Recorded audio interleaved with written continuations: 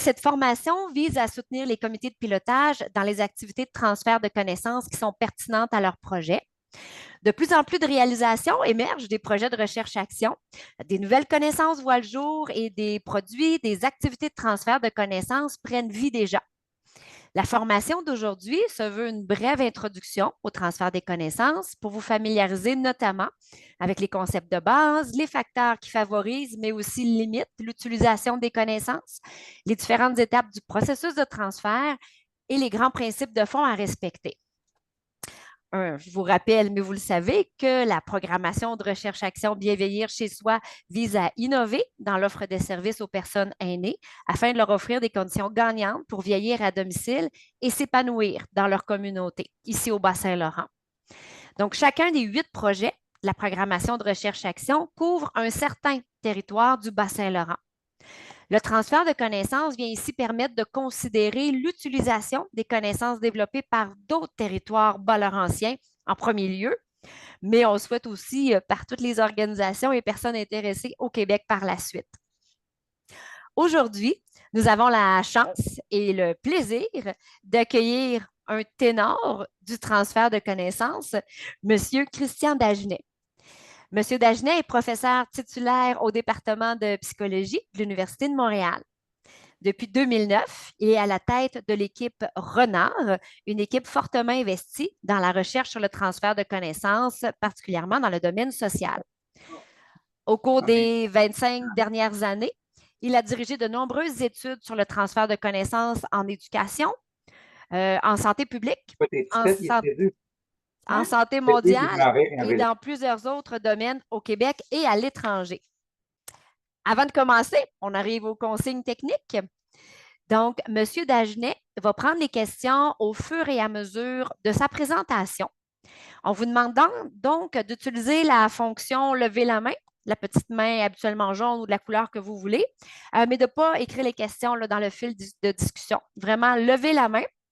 À ce moment-là, on va vous donner la parole et vous pourrez ouvrir votre micro à ce moment-là pour poser votre question et votre vidéo, là, si ce n'est déjà fait. On vous demande bien sûr de garder vos micros fermés là, sinon pendant la présentation. Par ailleurs, il y aura aussi un quiz au fil de la présentation. Vous allez voir apparaître là, des questions à l'écran. Il va falloir simplement là, cliquer la réponse de votre choix à l'écran. Et voilà, la table est mise. La parole est maintenant à vous, M. Dagenet. Oui, ben bonjour, bonjour tout le monde. Content de voir qu'il y a presque le nombre le nombre de personnes qui étaient annoncées par Hirondelle et Annie. Je suis très content d'être là. Écoutez, je vous avoue, mon agenda est passablement chargé. Si j'ai accepté de préparer cette présentation-là puis de la donner aujourd'hui, c'est pour deux raisons. La première, c'est que c'est le but de ma vie professionnelle, c'est de faire en sorte que la recherche soit mieux utilisée dans les milieux de pratique, dans les milieux de prise de décision, dans les décisions politiques qui sont prises. Puis la deuxième raison, c'est que je suis un amoureux du bas du fleuve. C'est aussi simple que ça. Comme le disait Annie, je souhaite que vous posiez les questions au fur et à mesure.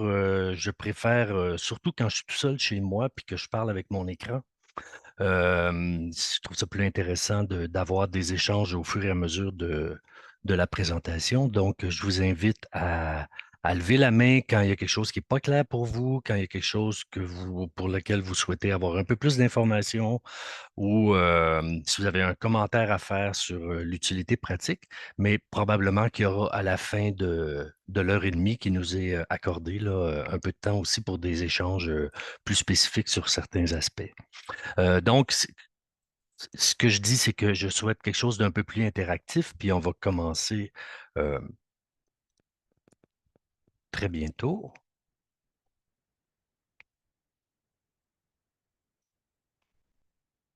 Est-ce que mon écran apparaît en mode présentation? On voit votre écran, mais avec le pourtour, là. Il n'est pas en mode diapo, mais on le voit à l'écran. Et comme ça? Excellent. OK. Bon. Donc, avec l'approche interactive, on va commencer tout de suite. Il y a Sandra Notley. Sandra Notley est une chercheure du Royaume-Uni. Peut-être que vous savez, mais il y a deux grands pôles de recherche sur le transfert de connaissances dans le monde. C'est le Canada.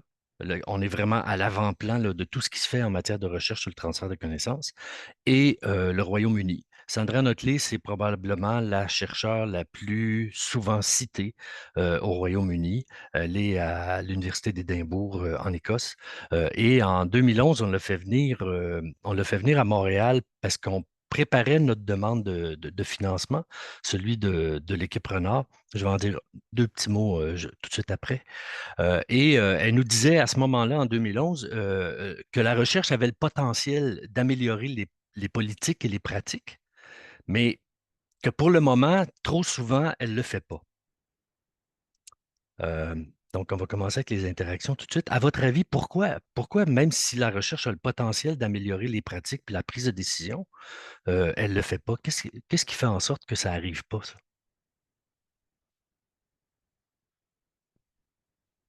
En passant, on a communiqué avec Sandra Notley l'année passée, puis elle nous disait que c'était toujours vrai. Monsieur Belzile? Oui, je pense que, bonjour tout le monde. Moi, je pense que le côté financier doit être un élément majeur. Il peut y avoir d'autres raisons, sans doute. Ouais, mais en quoi le côté financier, pour financer quoi? Ben, en fait, tout l'aspect que vous venez de parler de l'interaction au niveau des apprentissages, à quelque part, il y a des sommités qui s'impliquent, il y a des gens comme vous, comme d'autres. Alors, ces gens-là, j'imagine, doivent avoir besoin d'être rémunérés. Peut-être que je Mhm. suis à côté de la coche. Non, non, non, vous êtes pas à côté, c'est certainement un des facteurs.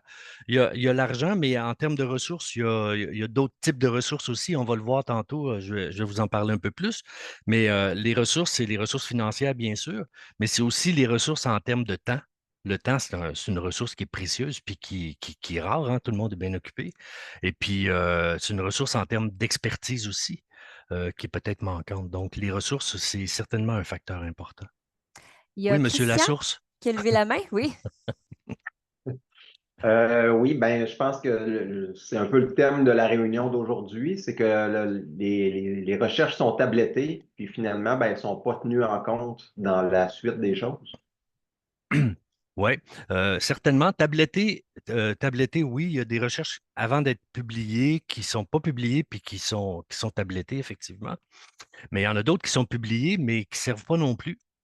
euh, pour toutes sortes de raisons, là, mais notamment le fait que, il n'y a pas beaucoup de gens qui n'ont pas une formation de base en recherche ou qui ne travaillent pas en recherche, qui vont lire des articles scientifiques. Fait que les chercheurs ont beau publier des articles, ça ne veut pas dire que les gens à qui ça pourrait servir sont en mesure d'accéder à ces informations-là, à les comprendre, puis à voir comment ils peuvent les appliquer. D'autres motifs, selon vous? Au moins un autre ou une autre.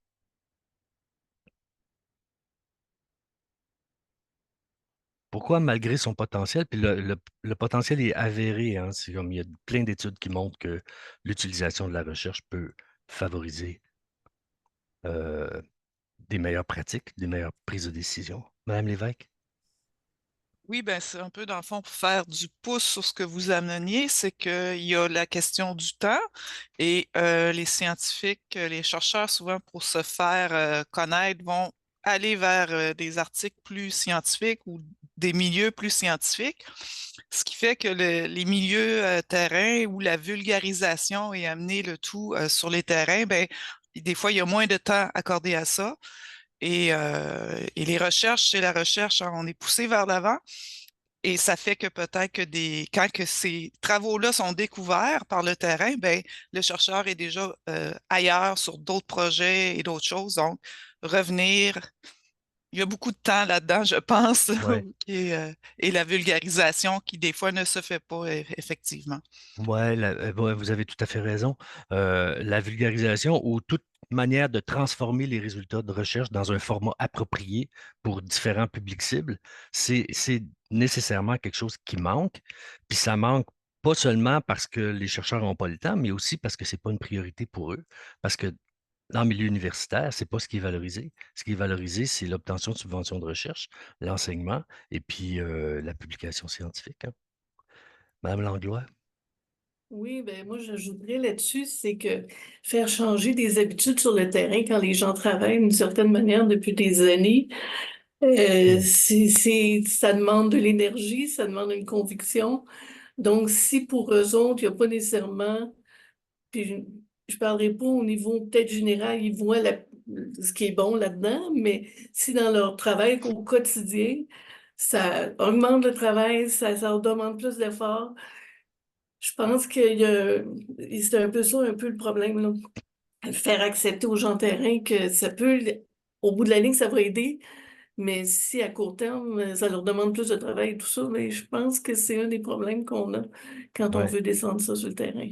Tout à fait d'accord. C'est super intéressant parce que tantôt, je vais vous présenter les facteurs liés à l'utilisation de la recherche, puis vous les avez presque tous mentionnés. Vous avez mentionné des caractéristiques liées aux chercheurs eux-mêmes, des caractéristiques liées aux connaissances elles-mêmes, est-ce qu'elles sont dans un format approprié, des connaissances aussi liées aux organisations. Est-ce qu'ils fournissent les ressources nécessaires pour le faire? Donc, on va revenir là-dessus tout à l'heure. On est bien parti. OK, transfert de connaissances maintenant. Pourquoi on utilise le terme transfert de connaissances alors qu'il existe une multitude de termes pour parler du concept de recherche vers l'action? En 2006, hein, ça fait presque 20 ans maintenant, il y a Ian Graham qui était vice-président à l'application des connaissances aux instituts de recherche en santé du Canada, qui a fait une étude dans 12 pays auprès d'une trentaine d'organismes de financement de la recherche, puis il a identifié 29 termes différents pour parler du concept de recherche vers l'action. C'est comme si tout le monde voulait avoir sa spécificité à lui, puis dire ouais, nous autres, c'est pas tout à fait ça, c'est un peu plus ça. Fait qu'il y a des termes comme transfert, partage, mobilisation, application des connaissances, valorisation des connaissances, vulgarisation scientifique. Tous ces termes-là parlent toujours du même concept de recherche vers l'action, avec peut-être des caractéristiques qui les distinguent un peu les uns des autres, mais en même temps, le problème qu'on a en transfert de connaissances, c'est justement le fait que quand on utilise des néologismes ou des termes qui ne sont pas compris par tout le monde de la même manière, ben, on se retrouve avec pas de transfert. En fait.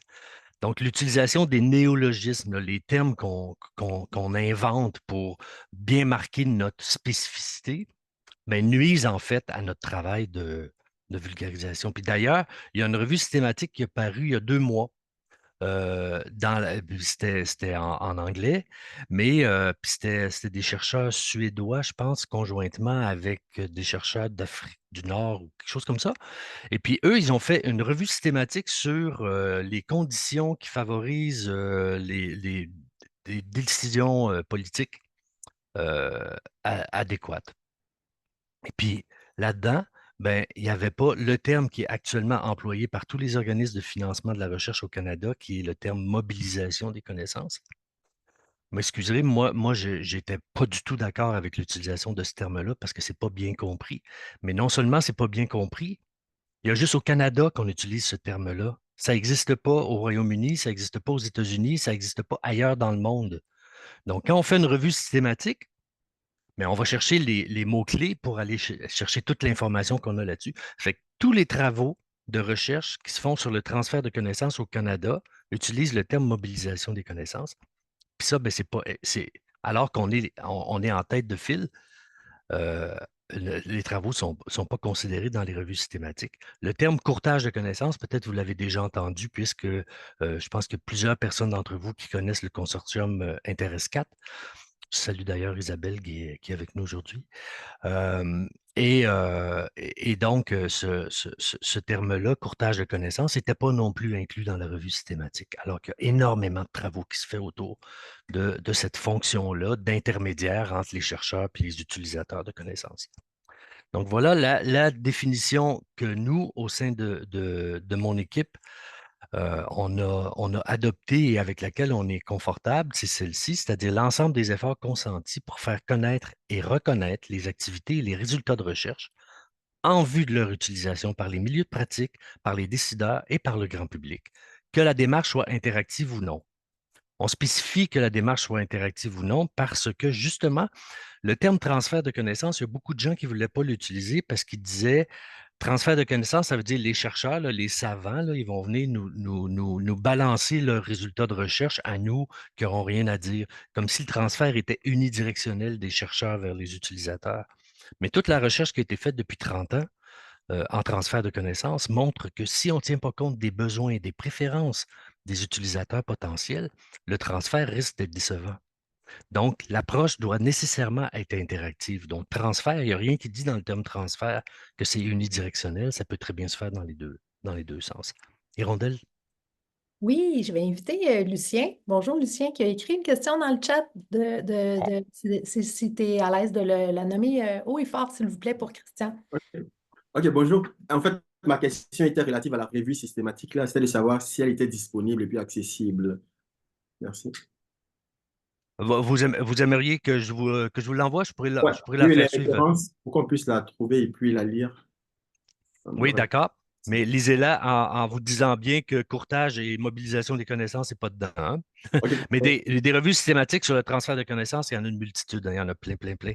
Déjà, en 2016, il y a des chercheurs du Royaume-Uni qui ont fait une revue des revues, c'est-à-dire qu'ils ont été chercher 23 revues systématiques sur les mécanismes de transfert efficaces et ils ont fait une synthèse donc de ces 23 revues systématiques-là déjà en 2016.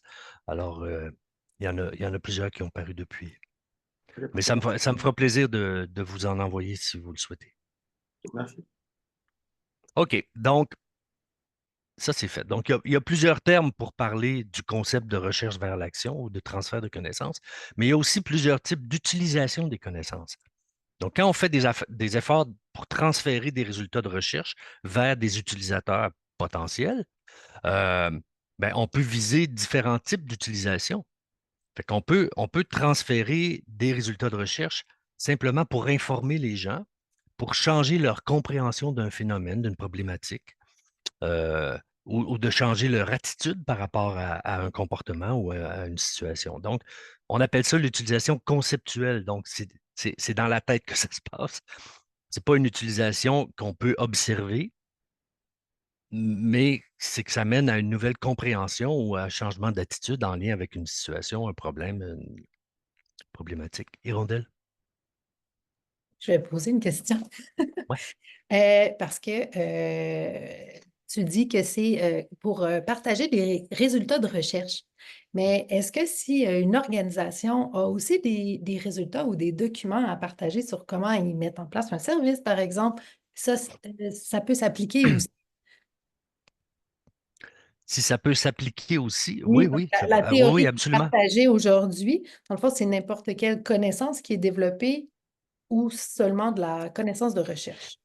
Ben, nous, on s'intéresse à l'utilisation de la recherche, hein, mais il y a énormément de concepts qui s'appliquent aussi à d'autres types de connaissances, mais pas tout, pas nécessairement tout.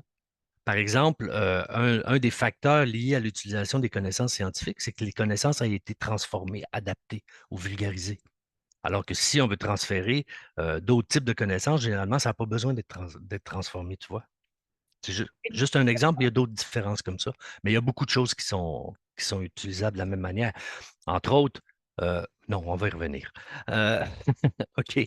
Donc, premier type d'utilisation, l'utilisation conceptuelle. Donc, pour changer notre conception des choses, notre compréhension, notre attitude par rapport à un phénomène ou à un problème. Le deuxième type d'utilisation, c'est l'utilisation instrumentale. Là, ce type d'utilisation-là, si on vise un transfert de connaissances pour mener à une prise de décision, pour amener un décideur à aller dans une direction plutôt qu'une autre. Donc, qui mène à une prise de décision ou à une action de la part des acteurs. L'action, ça peut être un changement de pratique des intervenants ou une amélioration de la manière, par exemple, on a vu dans des projets sur lesquels on a travaillé que les gens, qu'il y avait un problème avec l'accueil des patients dans une clinique. Ben là, c'est comme les résultats de recherche peuvent être présentés de façon à faire en sorte que les gens fassent l'utilisation conceptuelle de l'information, donc qu'ils comprennent qu'il y a un problème avec l'accueil des patients, Puis ensuite, qui changent leur manière d'accueillir les patients. Donc, on passerait à une utilisation instrumentale à ce moment-là. Puis souvent, avant d'arriver à l'utilisation instrumentale, il faut passer par l'utilisation conceptuelle parce que les gens, ils ne vont pas changer juste pour faire plaisir à quelqu'un qui dit, tu faisais ça comme ça avant, mais maintenant, tu vas faire ça comme ça. Il faut que tu comprennes pourquoi. Donc, on va informer on va amener les gens à mieux comprendre une situation, puis leur montrer l'importance de modifier un comportement ou des décisions qui vont mener donc à l'utilisation instrumentale. Troisième type d'utilisation, ça, c'est les trois principales. Hein, c'est celles qu'on voit le plus souvent dans la littérature. Donc, l'utilisation symbolique, il y a d'autres termes qu'on utilise pour parler de ce même type d'utilisation-là, c'est symbolique, stratégique ou persuasive. Donc, dans ce cas-ci, les connaissances sont utilisées comme argument pour soutenir une loi, pour soutenir une décision, pour justifier un changement de pratique. Par exemple, si je reprends l'exemple de l'accueil des patients dans une clinique, un intervenant de santé qui assiste à une présentation de résultats de recherche qui montrent justement qu'il y a un problème avec l'accueil, il peut retourner dans son service après, puis afficher une page ou deux des diapos qui ont été présentés, puis coller ça sur les murs de son service pour dire aux gens, il y a un problème avec l'accueil des patients, il faut vraiment qu'on fasse quelque chose. Lui, il fait une utilisation persuasive ou symbolique de, de la recherche. Et finalement, l'utilisation processuelle qui est moins souvent évaluée, sur laquelle il y a moins de recherche, mais c'est l'utilisation qui produit des changements des acteurs dus à leur implication dans le processus de recherche ou dans le processus de transfert. Pas de questions pour le moment? C'est bon, on continue alors. Donc, différents termes pour parler du concept de recherche vers l'action, différents types d'utilisation des connaissances, mais aussi différentes approches en transfert de connaissances. Il y en a une multitude d'approches. Il y en a une soixantaine qui ont été documentées il y a une dizaine d'années, puis il y en a d'autres qui se sont rajoutées par la suite. La plupart de ces approches-là ne sont jamais appliquées intégralement comme ça, fait qu'ils vont chercher un peu ici, un peu là. Mais les trois principales, celles dont on parle le plus, sont d'abord l'approche expert ou l'approche linéaire, où là, les producteurs de connaissances communiquent de façon adéquate, on l'espère, leurs connaissances issues de la recherche aux utilisateurs potentiels. Donc, c'est une approche vraiment unidirectionnelle des producteurs vers les utilisateurs. Le deuxième grand type d'approche de transfert, c'est l'approche résolution de problèmes ou problem solving, ou ici, c'est le contraire, c'est que le processus est déclenché pour répondre à des besoins des utilisateurs qui sont à la recherche d'une solution face à un problème. Donc ici, les utilisateurs, ils vont aller voir des chercheurs pour dire, est-ce qu'il y a des écrits scientifiques qui pourraient nous aider à mieux faire les choses? Est-ce qu'il y a une étude qui pourrait être faite pour répondre à nos questions? Fait que dans ce cas-ci, c'est vraiment les utilisateurs qui vont vers les chercheurs. Et finalement, le troisième type d'approche, qui est sans doute celle qui est la plus prometteuse, c'est où les producteurs de connaissances, excusez-moi, juste une seconde, où les producteurs de connaissances et les utilisateurs participent à des échanges plus ou moins fréquents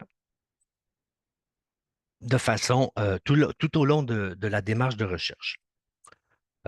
L'exemple de ça, je n'ai pas encore parlé de l'équipe Renard tout à l'heure avec Annie m'a présenté et m'a dit que j'étais à la tête de cette équipe-là, mais je n'ai pas parlé de qu'est-ce que c'est que cette équipe-là. C'est une équipe de recherche en partenariat sur le transfert de connaissances. Donc, nous, notre rôle, c'est de faire de la recherche sur différentes stratégies, différentes initiatives de transfert de connaissances, comme le consortium Intéresse 4, par exemple. Sauf qu'on est une équipe en partenariat. Donc, on fait de la recherche sur le transfert de connaissances.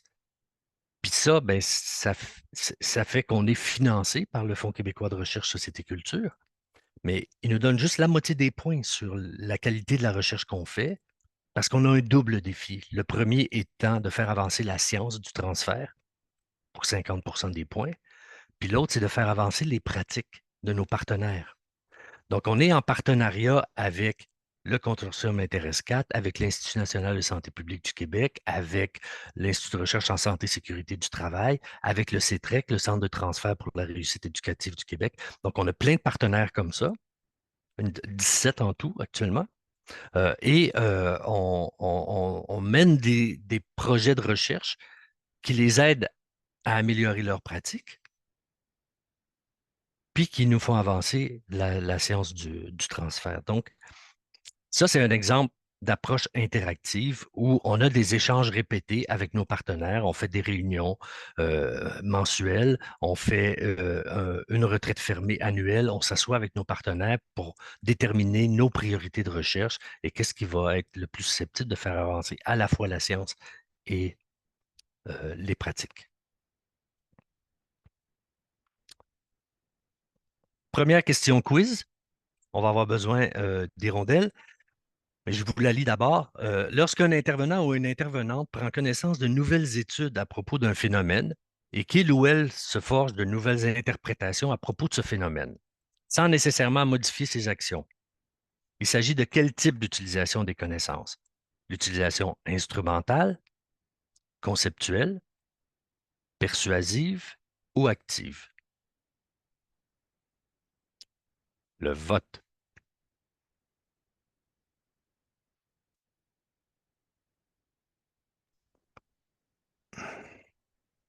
On va laisser encore quelques instants pour répondre.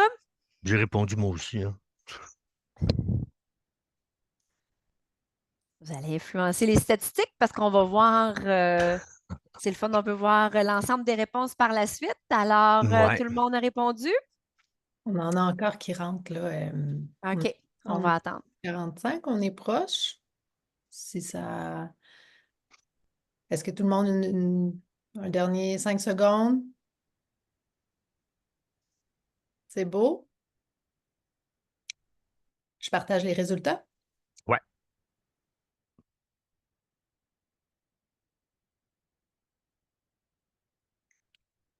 OK. Alors, 3% pour persuasive et active, c'est pas grave.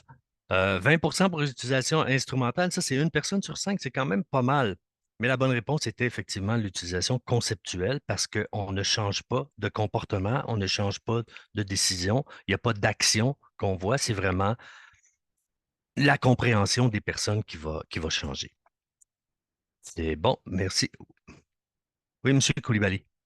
Oui, en fait, j'ai juste une question. Et ma caméra. OK, parfait. J'ai juste une question relative à la diapo précédente là. Est-ce que les trois approches qui ont été présentées, est-ce qu'elles sont mutuellement exclusives ou on peut les utiliser en même temps par rapport à un problème donné? Vous, vous voulez dire... Bon, ça bouge On a plus, ça. parlé de l'approche, la diapo avant. On a parlé des trois approches là pour, Oui, voilà, approche oui, linéaire, approche résolution de problème, approche oui. interactive. Est-ce que pour un En problème fait, donné, ce qu'on voit plus, c'est des approches, la première et la deuxième, qui se modifient avec le temps puis qui deviennent une approche plus interactive. Mais OK, on peut pas vraiment utiliser une partie de un puis une partie de l'autre, là. OK, D'accord? parfait, merci. OK. Deuxième question quiz. Après ça, on va continuer avec du nouveau matériel. Laquelle de ces approches ne fait pas partie des trois plus grandes approches en transfert de connaissances qui visent à faire en sorte que les résultats de recherche guident les pratiques et la prise de décision? L'approche expert, ou en anglais science push, qu'on a appelé tantôt l'approche linéaire, l'approche résolution de problèmes, l'approche personnalisée ou l'approche interactive.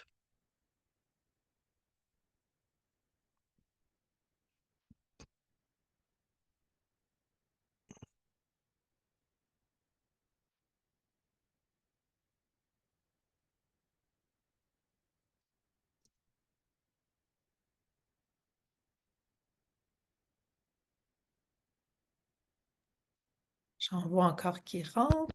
Ça ne sera pas long.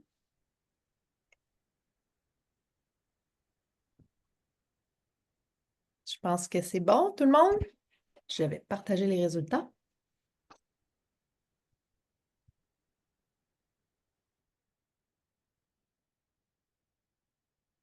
OK. Alors, 83 des gens ont la bonne réponse.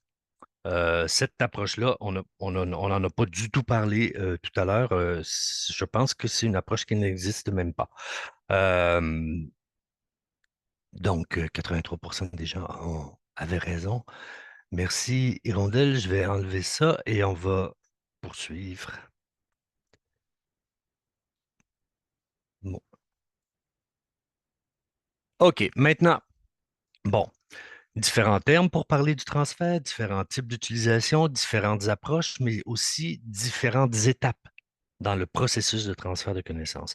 Ce que vous avez à l'écran actuellement est tiré de documents produits par l'Institut national de santé publique du Québec, avec lequel on a travaillé à l'élaboration de ce guide-là pour animer un processus de transfert de connaissances. Et vous voyez qu'à partir du moment où une information est produite ou coproduite, parce qu'il y a de la recherche collaborative, de la recherche participative qui permet de coproduire les connaissances. Mais entre le moment où... Est-ce que vous voyez bouger ma souris? Oui, OK, bon. Entre le moment où les connaissances sont produites, il y a une série d'étapes qu'on doit traverser avant d'arriver à l'utilisation. Il y a deux de ces étapes-là qui sont cruciales. La première est l'adaptation. Et là, vous ne serez pas surpris, tout le monde en a parlé, il faut que les résultats soient transformés dans un format approprié pour le public cible à qui il s'adresse. Adapter, ça ne veut pas dire seulement vulgariser les résultats, ça veut dire aussi choisir les résultats qui vont intéresser le public cible. Si on fait une étude dans un domaine ou un mémoire de maîtrise, par exemple, il y a un ensemble de résultats qui sont produits parce qu'on n'a jamais un seul objectif dans une étude. Il y a plusieurs résultats qui sont produits. Bien, certains de ces résultats-là peuvent intéresser les intervenants sociaux. D'autres résultats peuvent intéresser les gestionnaires de ces intervenants-là. Puis d'autres informations peuvent intéresser le grand public. Donc, on va aller chercher les informations qui intéressent les publics cibles. Adapter, c'est ça aussi, c'est choisir l'information qui répond à un besoin ou à une préoccupation ou à un intérêt dans un format approprié pour le public cible parce qu'on ne s'adresse pas de la même manière à un médecin en exercice qu'à une infirmière ou qu'à un enseignant, par exemple, qui n'aurait aucune formation en recherche. On ne va pas présenter les résultats de la même manière. Donc, première étape, l'adaptation qui est cruciale. La deuxième étape, c'est l'étape de diffusion. Et ça aussi, c'est important. Toutes les approches passives de transfert de connaissances ont moins de succès que les approches interactives. Donc, si on produit, par exemple, une fiche synthèse pour présenter les résultats de recherche, puis qu'on envoie ça à une vaste liste d'envois par courriel, ben, l'effort de diffusion est très passif. On ne sait pas combien de personnes vont avoir reçu le courriel, vont l'avoir ouvert, le courriel, qui vont avoir ouvert la pièce jointe. Fait qu'ouvrir le courriel, c'est une chose. Télécharger la pièce jointe, c'en est une autre. Après ça, est-ce que la pièce jointe, ils l'ont lu? S'ils l'ont lu, est-ce qu'ils l'ont lu au complet ou juste partiellement? Puis s'ils l'ont lu au complet, est-ce qu'ils ont bien compris le message qui était là? Et s'ils ont bien compris le message, est-ce qu'ils sont d'accord avec ce message-là? Puis s'ils sont d'accord avec ce message-là, est-ce qu'ils savent comment mettre ça en pratique par la suite? Fait que ça, c'est toutes les étapes qui suivent la diffusion que vous voyez ici. D'abord, la réception. Est-ce qu'on a vraiment rejoint le public cible? Ensuite, est-ce que le public cible est d'accord et a envie de s'engager dans un changement, soit de pratique ou de décision? Ensuite, est-ce qu'il sait comment mettre ça en pratique par la suite? Et là, on arrive à l'utilisation. Donc, vous voyez l'ensemble des étapes à traverser pour passer de la production des connaissances à l'utilisation. On va avoir une question quiz là-dessus tantôt. OK. Bon, donc, plusieurs définitions, plusieurs termes pour en parler, plusieurs types d'utilisation, plusieurs approches, plusieurs étapes, mais aussi une multitude de facteurs sont liés à l'utilisation des connaissances scientifiques. Là, pour revenir sur la remarque d'Hirondelle, c'est les facteurs liés à l'utilisation des connaissances scientifiques, il y en a plusieurs de ces facteurs-là qui s'appliquent également à d'autres types de connaissances que les connaissances scientifiques. Alors, j'y vais par catégorie. En fait, nos travaux depuis 15 ans au sein de l'équipe Renard existe depuis 2009, donc ça fait 15 ans cette année. Au fil du temps, on a catégorisé les facteurs. Il y a des auteurs qui font 3 catégories, d'autres 4, d'autres 5. Bon, nous, on est à 6. C'est pas parce qu'on veut faire plus compliqué, c'est parce qu'on pense qu'il y a des choses qui méritent d'être distinguées dans le processus. Donc, qu'est-ce qui influence l'utilisation? Vous voyez, il y a ici 5 grands facteurs. J'ai enlevé la partie macro pour le bénéfice de la présentation d'aujourd'hui. Donc, je les reprends. Premièrement, l'expertise individuelle. Qu'est-ce qui est nécessaire? Qu'est-ce qui va influencer l'utilisation de la recherche? C'est d'abord de disposer des habiletés pour identifier, interpréter et utiliser les connaissances issues de la recherche. On a eu une remarque de M. Belzil, le premier intervenant qui a posé une question, qui parlait des ressources financières. Moi, je disais, il y a aussi des ressources en termes d'expertise. Mais ça, c'est l'expertise qui est nécessaire dans une organisation. Est-ce qu'il y a quelqu'un qui est habilité, qui a l'expertise nécessaire pour repérer des informations pertinentes, pour améliorer les pratiques ou la prise de décision?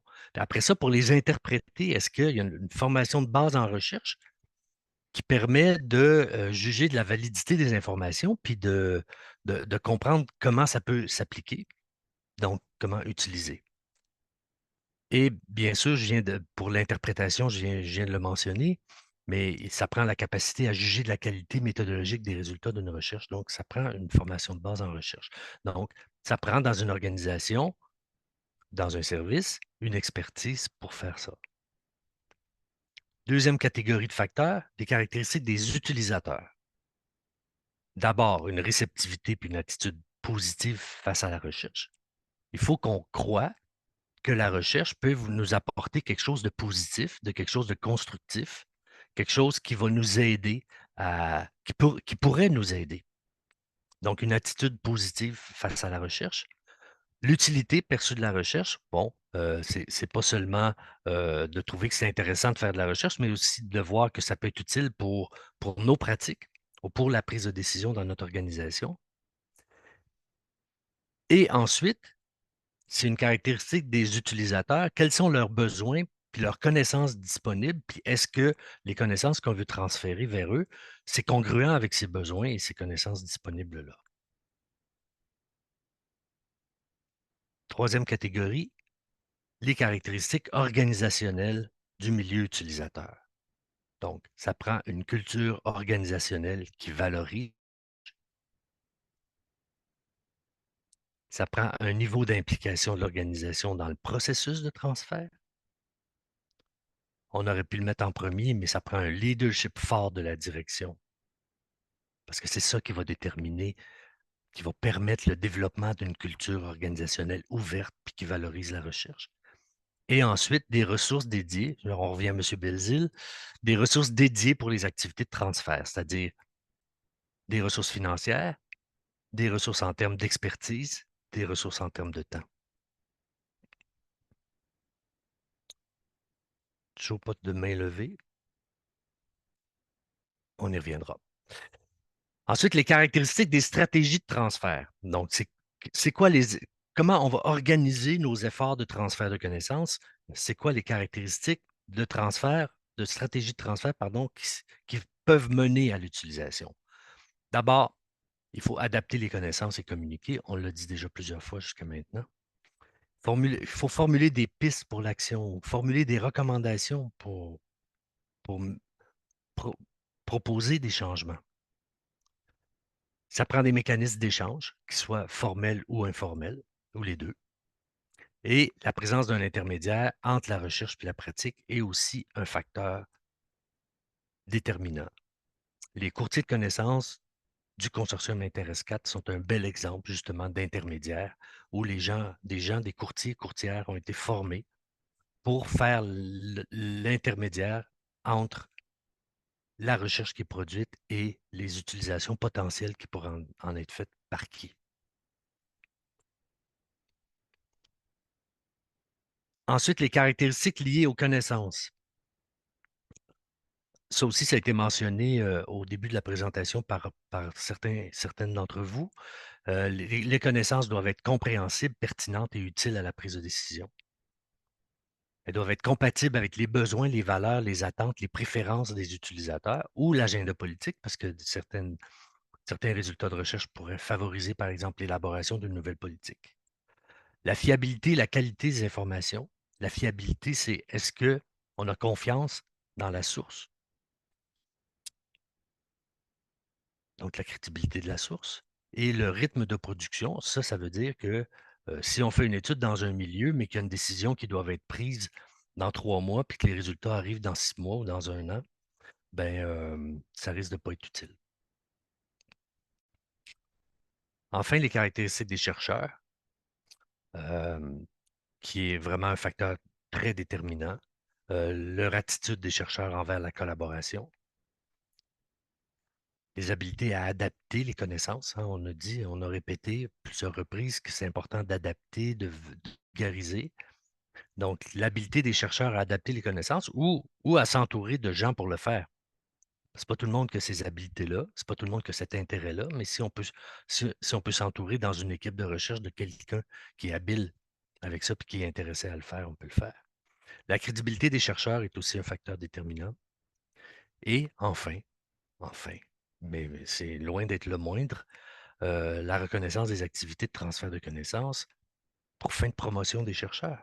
Parce que tant aussi longtemps que les organisations de recherche et les institutions universitaires ne vont pas reconnaître les activités de transfert de connaissances pour fin de promotion des chercheurs, ben, ça va faire en sorte que les chercheurs vont prioriser autre chose. Il y a quelques années, avec un collègue, on a publié un numéro spécial de la revue Interface de l'ACFAS. Je ne sais pas si vous connaissez cette revue-là, mais c'est vraiment l'ACFAS, c'est à l'origine, l'acronyme voulait dire l'Association canadienne-française pour la science. Aujourd'hui, ils ont gardé le même acronyme, mais ils ne parlent plus de canadienne-française. Mais c'est francophone, clairement. Et puis, dans ce numéro spécial-là qui s'appelait Le transfert des connaissances scientifiques, c'est bien, mais ce n'est pas encore arrivé. Ça, c'est une formulation qui vient d'Afrique de l'Ouest où quand quelque chose est souhaitable, mais que ça ne se passe pas encore, on dit ouais, c'est bien, mais ce n'est pas encore arrivé. Donc, ce n'est pas tout à fait arrivé encore le transfert des connaissances. Et ce qu'on disait, et le sous-titre est assez révélateur, là, qu'aucun chercheur n'est préparé pour réaliser l'ensemble des activités qui favorisent une appropriation et une application de la recherche par les intervenants et les décideurs. Aucun chercheur n'est préparé pour faire ça. Dans notre formation de base en recherche, on n'a pas de formation sur le transfert. On ne nous parle pas de transfert de connaissances. Et ça, c'est encore vrai aujourd'hui. À l'Université de Montréal, il y a 65 000 étudiants, 1300 professeurs. Il y a 3 cours sur le transfert de connaissances dans toute l'université. Et il y en a un qui n'est pas donné depuis 4 ans parce que le prof qui le donnait est parti à l'Université de Victoria. Bon.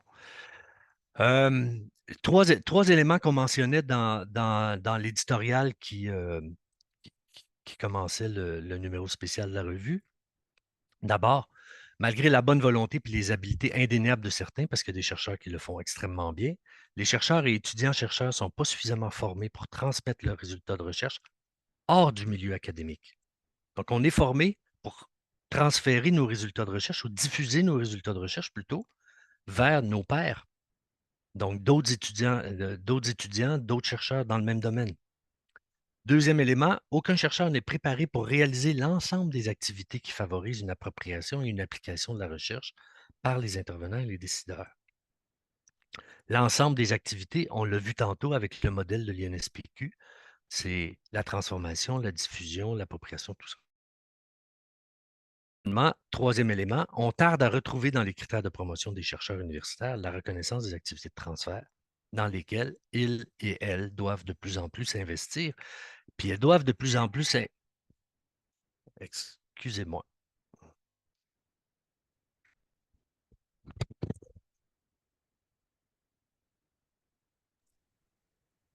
Bon, ben, ça fait une pause imprévue. Vous pouvez vaquer à vos courriels. On va voir combien de temps cela dure. Ah, de retour. Je voulais pas, excusez, je voulais pas répondre au téléphone, je voulais juste fermer la boîte.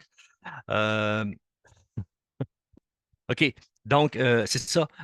Pourquoi les chercheurs universitaires doivent de plus en plus s'investir dans le transfert de connaissances?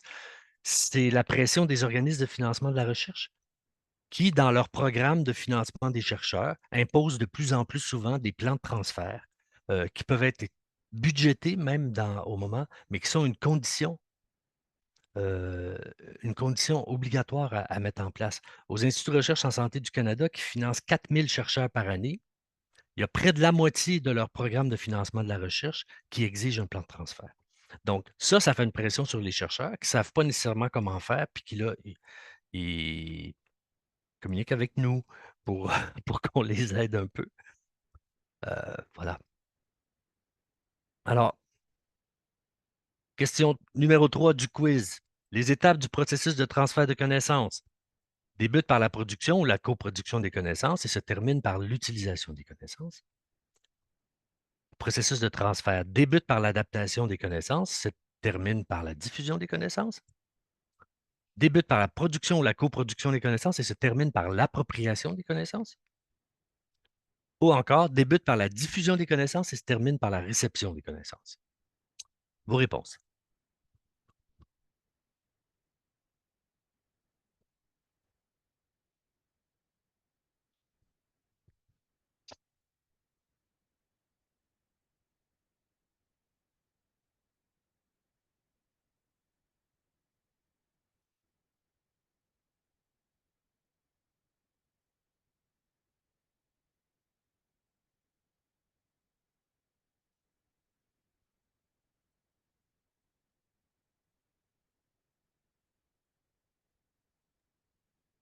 Je pense que tout le monde a répondu.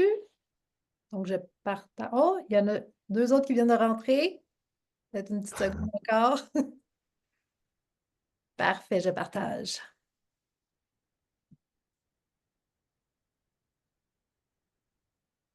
OK. Bon.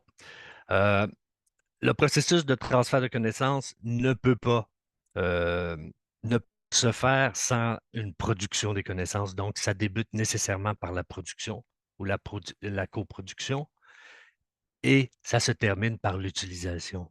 Euh, ceux qui ont répondu, le troisième élément, il était proche de la bonne réponse, mais ça commence par la production puis ça finit par l'utilisation. Donc, un transfert de connaissances réussi, c'est un transfert de connaissances qui mène à l'utilisation.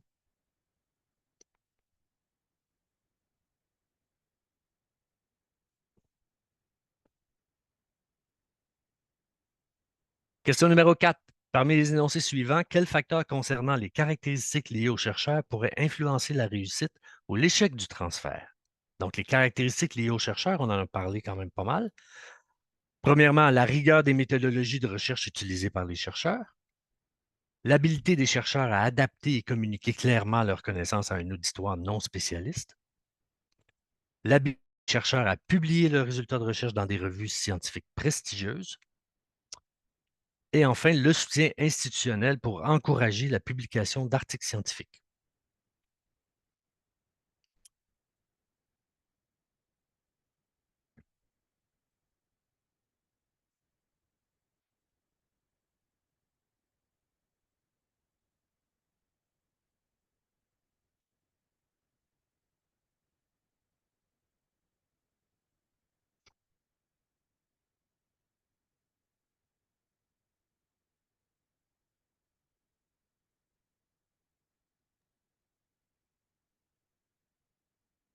Quelques secondes encore.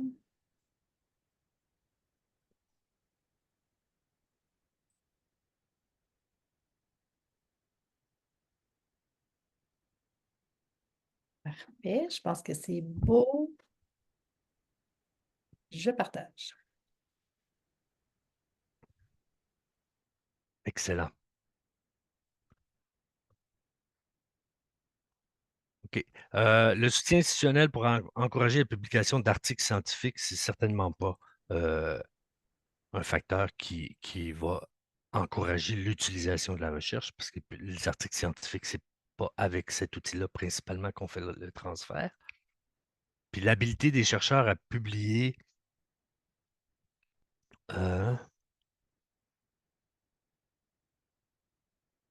ouais.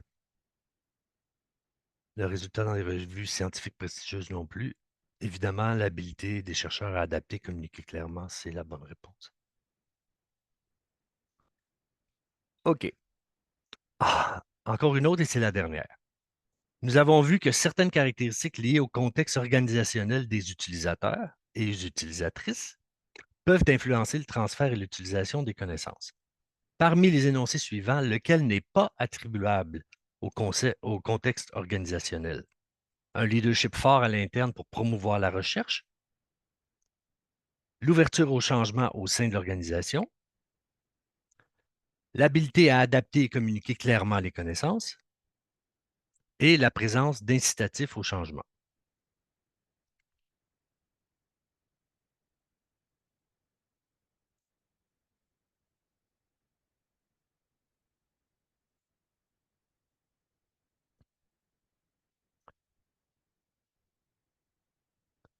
Cette question-là est juste un petit peu plus confondante parce qu'on n'utilise pas tout à fait les mêmes termes que dans la présentation, mais c'est voulu.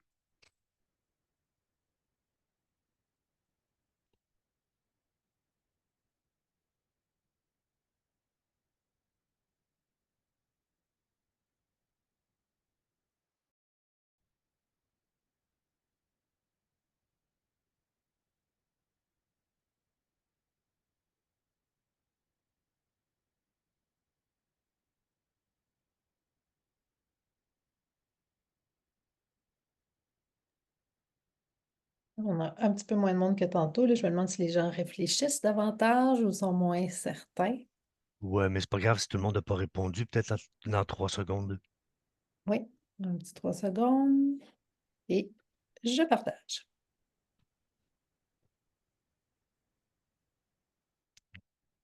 OK. Un leadership fort à l'interne pour promouvoir la recherche. Il y a 4 personnes, je pense, qui ont répondu ça. L'habilité à adapter et communiquer clairement les connaissances.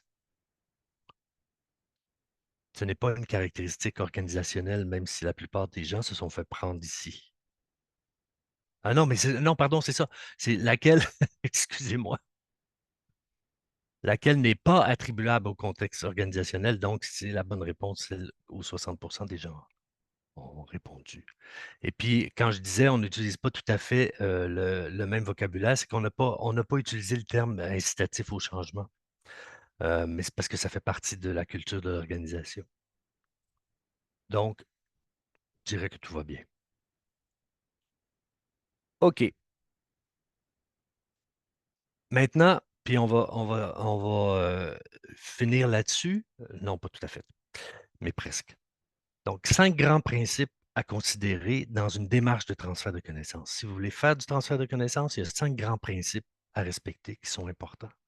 D'abord, il faut bien connaître le contexte et les publics cibles.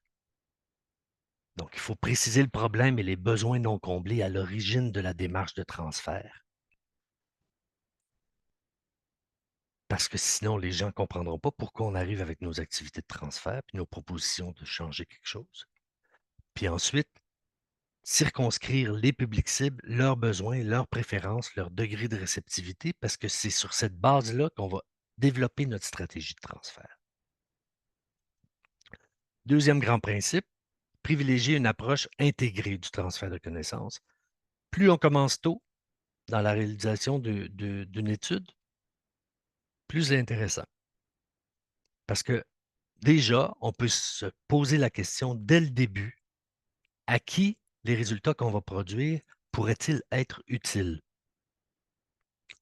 Donc, il faut favoriser les interactions entre les producteurs de connaissances et les publics cibles, parce que sinon, on ne peut pas les impliquer dans l'élaboration de la stratégie. Puis ensuite, le fait de les impliquer dès le départ, ça nous permet de s'ajuster aux besoins et au contexte des publics cibles en continu, parce qu'il y a des choses qui changent sur des projets sur 1 an, 2 ans, 3 ans. Bien, il y a des changements qui peuvent arriver. Il y a du roulement de personnel. La mobilité du personnel, c'est un enjeu extrêmement important. Si la nouvelle personne qui est là n'est pas convaincue de la pertinence de la démarche, ça va être plus compliqué. Donc, ça, c'était le deuxième grand principe. Troisième principe, reconnaître et mobiliser différents types de connaissances.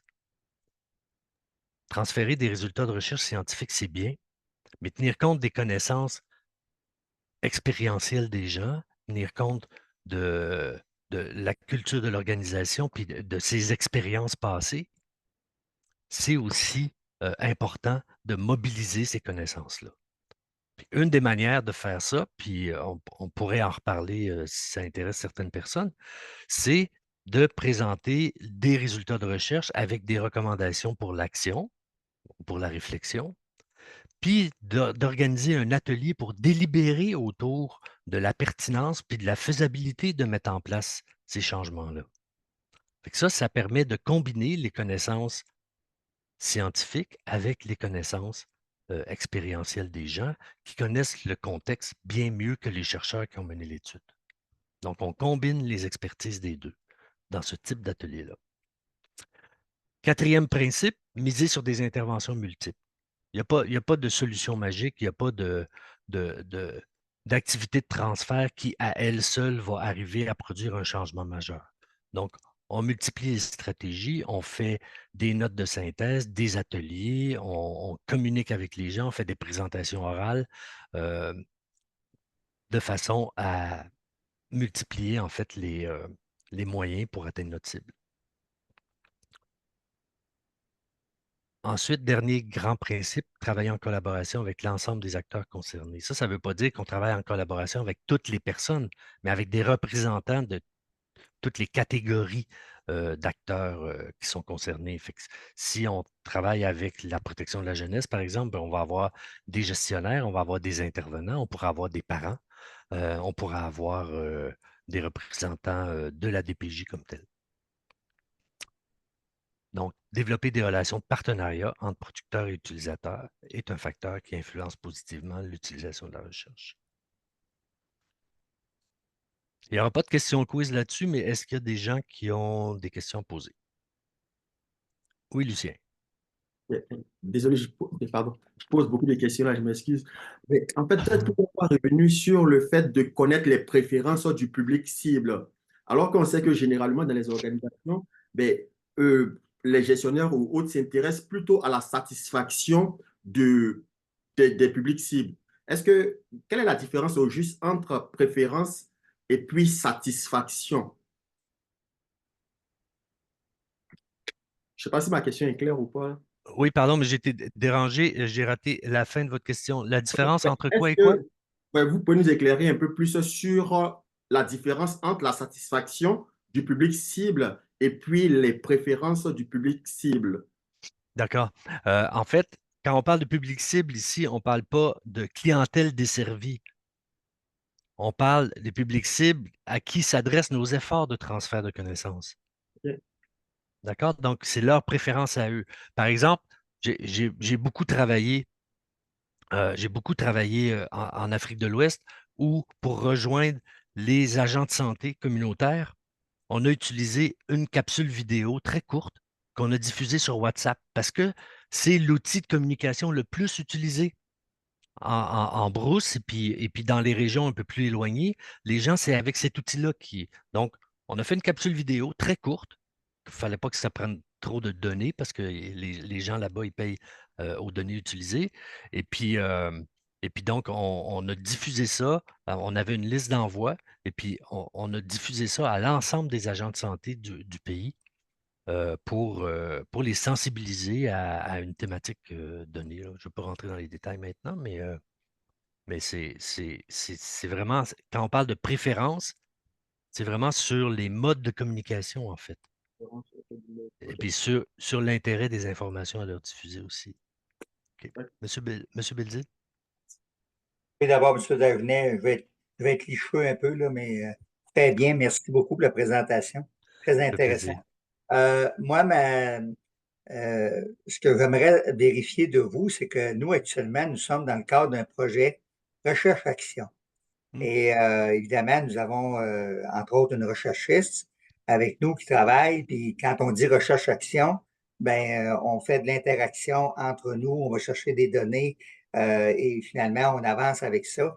Est-ce que, avez-vous l'impression que dans le cadre actuel des choses de la recherche comme elle se fait traditionnellement, est-ce que vous pensez que de façon générale, les recherchistes ont cette motivation-là, cette expertise-là d'aller vers les gens sans avoir à faire des efforts surhumains pour aller chercher ces données-là? Parce qu'on sait que de façon générale, le public en général ou les acteurs du milieu, on a des idées, on n'est pas nécessairement porté à dire, oh, on devrait s'adresser à un groupe de chercheurs.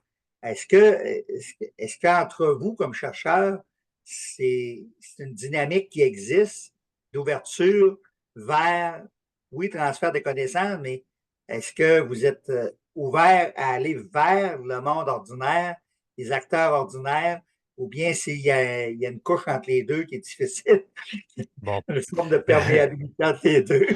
Moi, je Ouais. m'aime bien, mais essentiellement, c'est ça. Ouais, mais voyez-vous, c'est parce qu'il y a vraiment beaucoup de profils différents de chercheurs, hein. Fait que les chercheurs qui sont dans des dynamiques de recherche-action, c'est bien sûr qu'ils sont plus intéressés à interagir avec les gens du milieu. C'est leur raison d'être. C'est la raison pourquoi ils ont choisi ce type de recherche-là. Mais si on prend un chercheur en neurosciences cognitives et computationnelles, ben lui, ça se pourrait bien qu'il soit moins porté sur des échanges avec les personnes traumatisées crâniens, mettons. Vous voyez? Fait que oui, je pense que les chercheurs qui vont vers la recherche-action, vers la recherche collaborative, sont beaucoup plus ouverts à collaborer avec les gens de la pratique puis de la prise de décision. Ceci dit, est-ce qu'ils ont toutes les habiletés pour le faire? Il y en a beaucoup qui suivent nos formations pour développer leurs habiletés pour le faire mieux. Sinon, il y en a d'autres gens qui donnent des formations là-dessus. Là, le consortium INTERES4, jusqu'à maintenant, depuis le début de son existence, a formé plus d'une centaine de courtiers de connaissances dans 5 régions au Québec. Donc, eux, ils forment vraiment des gens pour faire le relais entre la recherche puis la pratique. Là. Merci. Madame Évêque. Oui, le principe numéro 4 qui mentionnait là, de miser sur des interventions multiples pour aller dans différentes sortes de stratégies de diffusion. Est-ce qu'il y a un moyen, je vais dire, pour cibler celles qui sont les plus propices à atteindre le public cible, justement, puis à le rejoindre, dans le fond, sans mettre des efforts dans tous les possibilités de stratégie? Il n'y a pas de, passez-moi l'expression, de one size fits all. Ça, c'est certain. Mais je vous ramène, vous me parlez du principe numéro 4, puis votre question est vraiment très, très pertinente. Mais moi, je vais vous ramener au premier principe, qui est de bien connaître le contexte puis les publics cibles, parce que c'est avec eux qu'on va déterminer c'est quoi leurs préférences, puis qu'on va identifier le meilleur moyen de les rejoindre. Puis d'un public cible à l'autre, pour les mêmes résultats de recherche, les préférences ne seront pas nécessairement les mêmes. Par exemple, si on veut rejoindre la population en général, on ne va pas organiser un atelier parce qu'on va rejoindre juste un petit groupe de personnes. On va préférer peut-être un clip radio ou une diffusion large par Internet sur un site web ou quelque chose comme ça. Quoique les décisions, je vous disais que les stratégies passives sont moins porteuses de succès, mais en même temps, quand on veut rejoindre tout le monde, on n'a pas les ressources, fait qu'il faut faire ces compromis-là.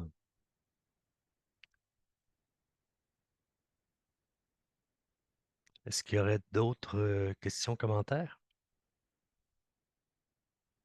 OK. Donc, maintenant, s'il y a des gens qui sont intéressés à en savoir plus sur le transfert de connaissances, qui veulent mieux connaître les stratégies efficaces, qui veulent mieux connaître les différents outils, activités qui sont à disposition, l'équipe Renard, comme je vous disais, on est évalué sur notre capacité à améliorer ou à contribuer à améliorer les pratiques de transfert de nos partenaires. Puis au fil des années, on a développé des formations qu'on donnait dans les milieux de nos partenaires, mais aussi, puisqu'il y avait des membres de l'équipe qui travaillaient à l'étranger. Fait qu'on a donné des formations au Bangladesh, en Haïti, en Afrique de l'Ouest, partout. Puis on ne répondait plus à la demande. Fait qu'on a saisi une opportunité du Centre de pédagogie universitaire à l'Université de Montréal qui nous offrait un support technopédagogique. En fait, c'était un concours, on a appliqué sur le concours, on l'a eu. Fait qu'ils nous ont donné un soutien technopédagogique pour élaborer des formations en ligne. Fait qu'on s'est dit comme ça, on va pouvoir rejoindre plus de monde, puis on va faire des efforts pour faire des formations en ligne qui soient autoportantes, c'est-à-dire qu'on ne soit pas obligé d'animer des parties, des contenus, ou qu'on ne soit pas obligé de donner de la rétroaction en temps réel aux participants. C'était une fausse bonne idée. C'est une bonne idée en partie parce qu'effectivement, ça nous a permis de rejoindre beaucoup, beaucoup de monde. Depuis 2020, il y a plus de 4000 apprenants qui se sont inscrits à notre première formation en ligne, qui est une introduction au transfert. Et puis, depuis, on en a élaboré 2 autres. Fait qu'on a trois formations en ligne qui s'appellent des MOOC, là. Je ne sais pas si vous connaissez le terme MOOC. C'est Massive Online Open Course. Donc, c'est vraiment massif quand on dit qu'on rejoint plus de 4000 personnes dans 45 pays avec seulement la version française de notre MOOC d'introduction. Et là, les 3 sont disponibles en anglais aussi. Donc, on a 6 formations en ligne actuellement disponibles. Et puis, je donne juste un petit aperçu des contenus au cas où ça intéresserait certains ou certaines d'entre vous. Donc, oui, la formation, elle a été élaborée par l'équipe Renard en collaboration avec l'Institut de recherche pour le développement français.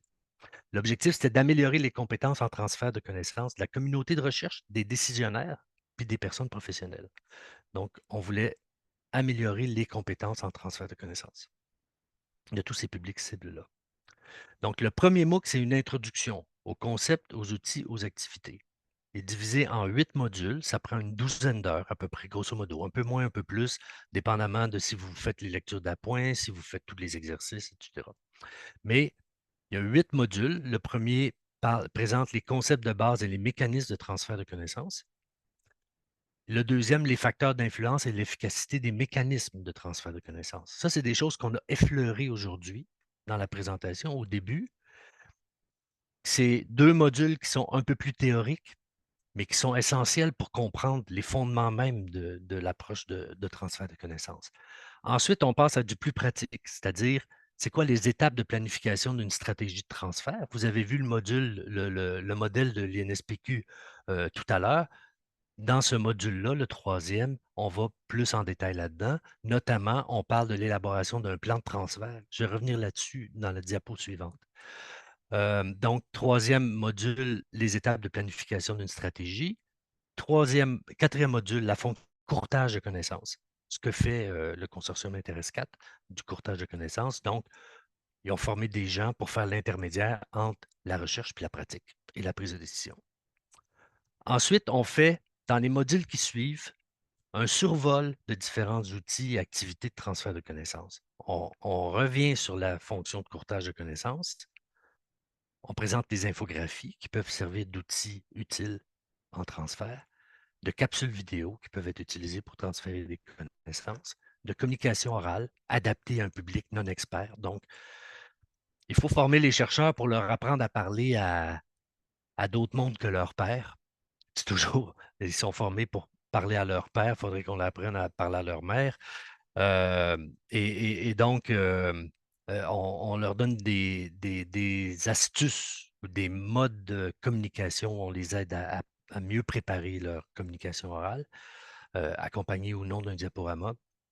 Et ensuite, les ateliers délibératifs que j'ai évoqués un peu tantôt en disant, c'est bien, on réunit des chercheurs puis des utilisateurs, puis on combine en fait les connaissances scientifiques avec les connaissances expérientielles des gens pour voir comment on peut mettre en pratique les recommandations qui découlent d'une étude.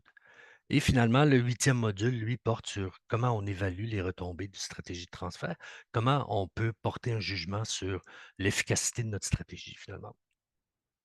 Et donc, je reviens sur la planification d'une stratégie de transfert.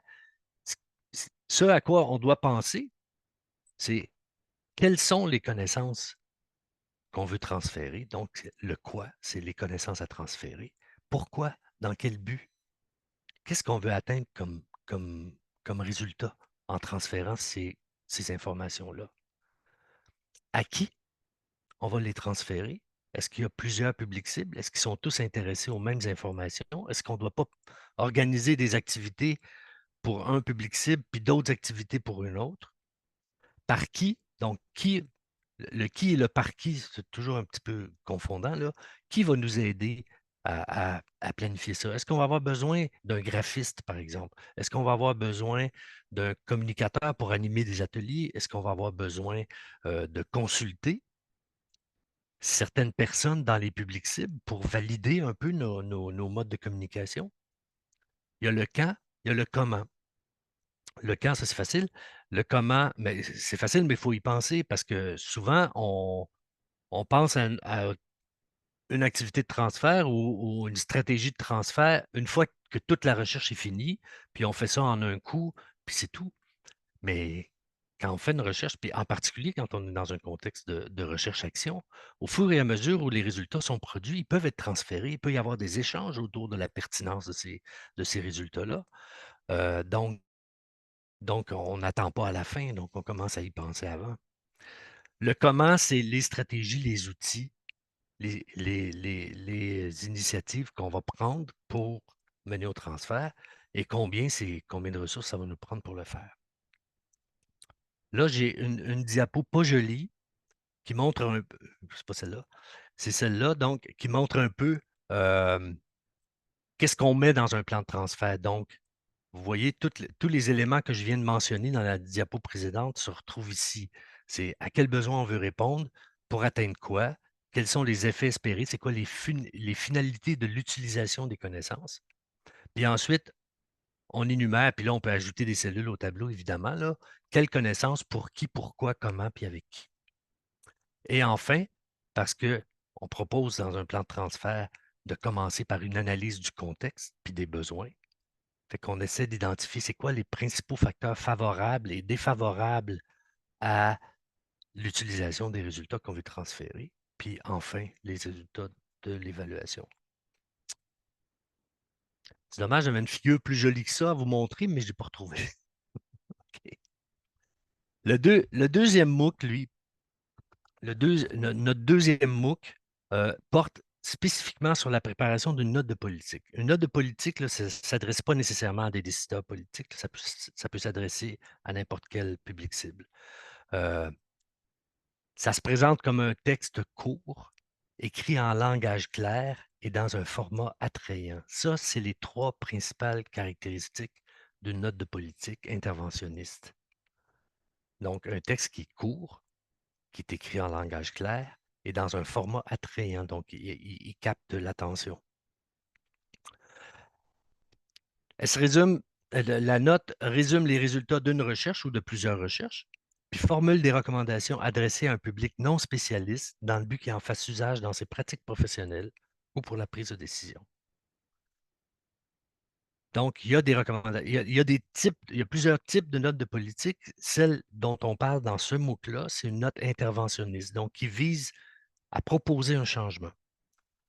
Sur le site de l'OMS, par exemple, on va trouver des notes de politique qui s'appellent Policy Brief, mais où il n'y a pas de recommandations qui sont formulées. On présente plusieurs options, puis on laisse le lecteur ou le public cible décider de l'option qui privilégie. Nous, on prépare des notes vraiment qui visent à proposer un changement. Donc, dans le MOOC numéro 2, qui prend aussi une douzaine d'heures à faire, peut-être jusqu'à une quinzaine d'heures si vous faites vraiment les exercices à fond. Bon, donc il y a 5 modules, mais les éléments qui sont couverts par ce module-là, c'est les différents types de notes de politique. Donc, je viens de parler de la note interventionniste, mais il y a des notes neutres aussi. Il y a l'utilité et l'efficacité des notes de politique. On a fait une revue systématique dans le cadre de l'équipe Renard.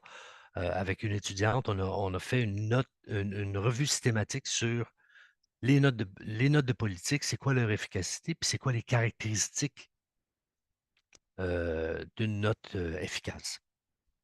Ensuite, les éléments de fond et de forme à privilégier, qui découlent aussi de la revue systématique. Les 9 qualités d'une note de politique convaincante. Comment on analyse une note de politique et pas à pas pour l'élaboration d'une note. Donc, on propose un modèle pour élaborer une note de politique.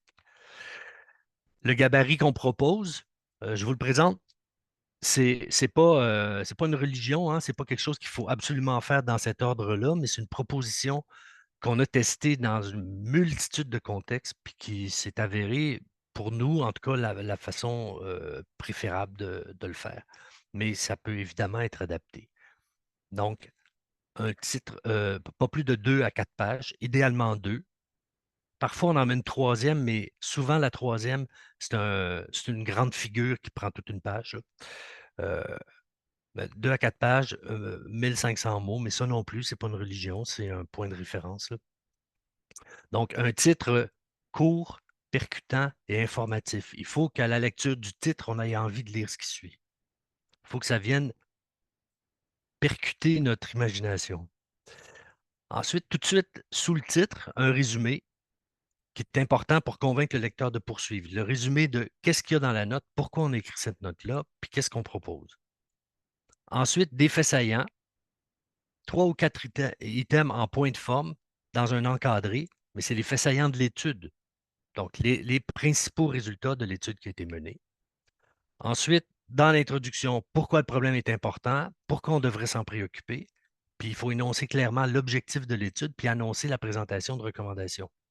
Donc, il faut qu'on sache, plus on avance dans la lecture, plus on est censé être intéressé à en savoir plus, puis là, on annonce dans l'introduction comment ça se termine, ce truc-là.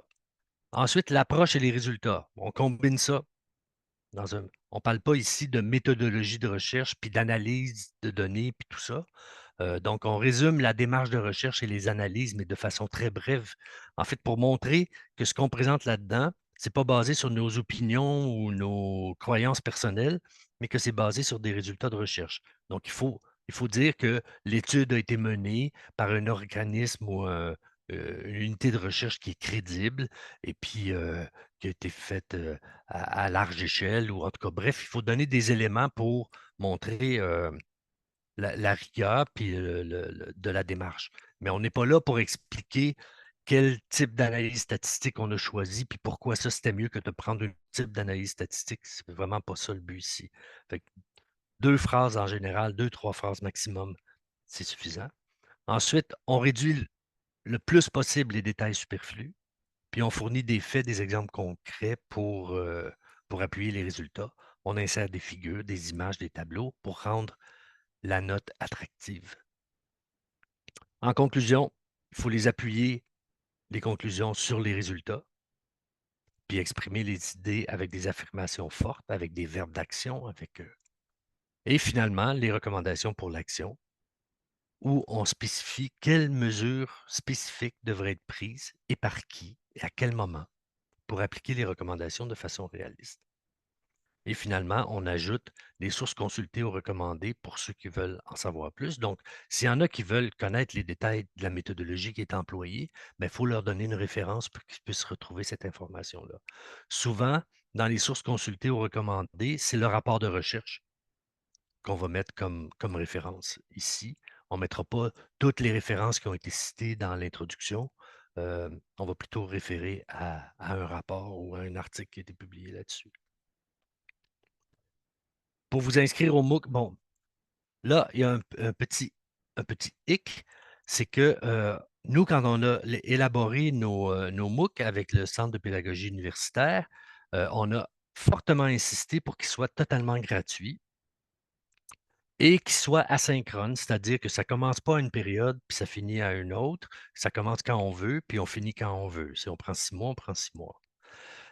Sauf que en avril dernier, le CPU, le Centre de pédagogie universitaire, nous a avisé qu'il faisait migrer la plateforme qui hébergeait nos MOOC sur une autre plateforme où là,